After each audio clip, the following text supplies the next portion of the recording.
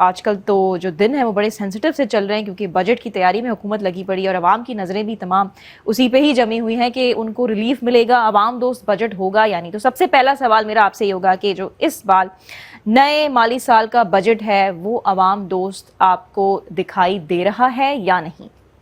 देखिए, चैलेंजेस जो हैं वो तो बेशुमार हैं। एक नई थॉट जो है इस वक्त बजट के बनाने में नज़र आ रही है, ख़ास तौर पे जो हमारे नई थॉट से मुराद आपकी नई टीम की बात कर रहे हैं? नई टीम की बात कर रहा हूँ कि जो नए के फाइनेंस मिनिस्टर हैं वो और जो वो अपनी टीम लेके आए हैं, तो उनका एक्सपीरियंस और एक्सपोजर जो है वो इंटरनेशनल भी है, लोकल भी है। तो मैं समझता हूँ कि एक नई थिंकिंग जो है वो हमें इस बजट में ज़रूर नज़र आएगी। और कुछ हमें जो है वो IMF के अहदाफ हैं जो कि अमूमन एक बहुत बड़ा मसला जो है बना के पेश किया जाता है। हालांकि अगर हम देखें कि जो जिस सूरत हाल में हम गुज़िश्ता चंद बरसों में जा चुके थे और जिससे कि ये प्रॉब्लम्स का जो है ख़ास तौर पे बहुत आगाज़ हुआ,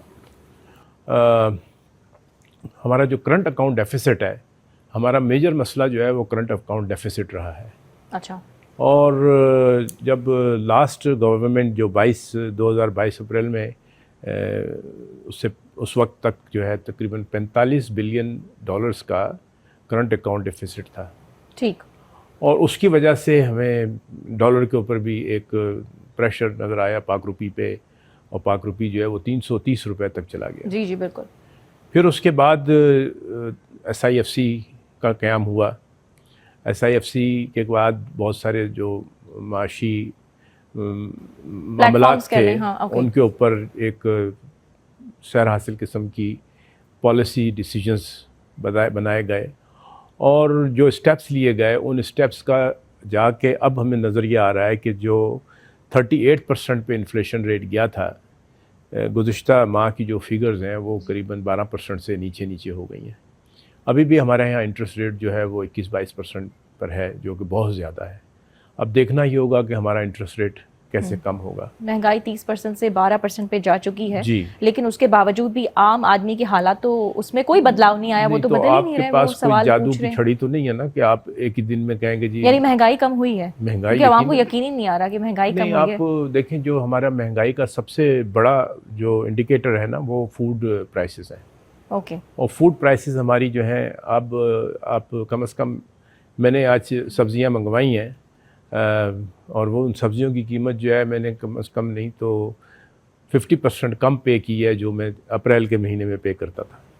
अच्छा जी। आपको भी फ़र्क ये नज़र आया तो है? अगर मेरे घर में सब्ज़ी आने के ऊपर, और मैं ख़ुद जाता हूँ लेने के लिए भी, बाय करने, ग्रोसरीज वगैरह जी, करने, तो उससे मुझे अंदाज़ा होता है कि मंडी में जो है वो भाव किस हद तक कम हुए हैं। फिर वहाँ पे लोग बिजली के बिलों की भी बात करने के हम 20-20, 60-60 हज़ार का बिल भर रहे हैं। बिजली और गैस, ये दो चीज़ें जो है हमारा बहुत बड़ा चैलेंज है और रहेगा ये। यानी कोई भी बजट होगा वो फ़िलहाल ऐसी सूरत हाल में जब आपके पास सर्कुलर डेट जो है वो 6 ट्रिलियन रुपीस का इस वक्त आपके पास सर्कुलर डेट जो है हो चुका है। हाँ।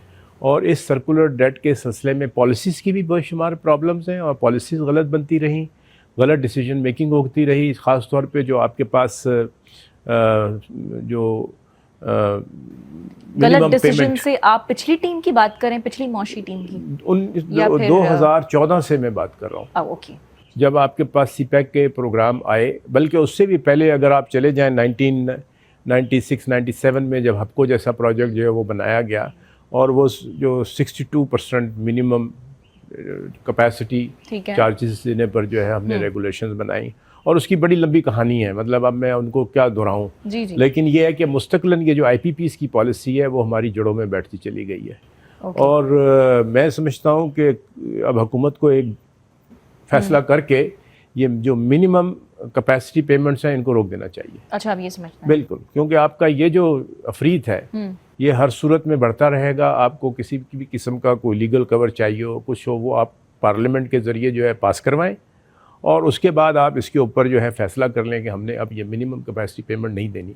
फिर जाके आवाम की जो है वो जान में जान आएगी।